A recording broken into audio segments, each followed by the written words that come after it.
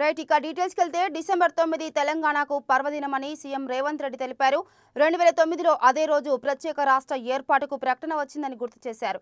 శాసనసభలో ఆయన మాట్లాడారు. ఇక్కడి ప్రజల ఆకాంక్షను సోనియా గాంధీ నెరవేర్చారన్నారు. రాష్ట్ర ప్రజలు ప్రత్యేక రాష్ట్ర ఉద్యమాన్ని ఉవ్వెత్తున ఎగిసేలా చేశారని చెప్పారు. నా తెలంగాణ కోటి రత్నాల వీణ అన్న దాశరథి మాటలు నిత్య సత్యమని పేర్కొన్నారు.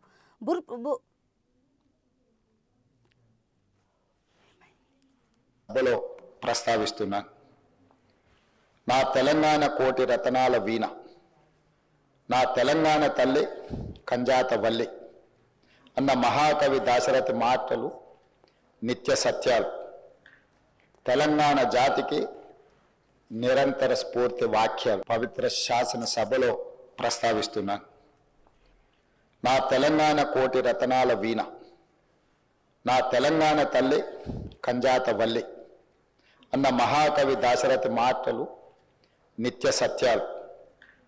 తెలంగాణ జాతికి నిరంతర స్ఫూర్తి వాక్యాలు పవిత్ర శాసన సభలో ప్రస్తావిస్తున్నా.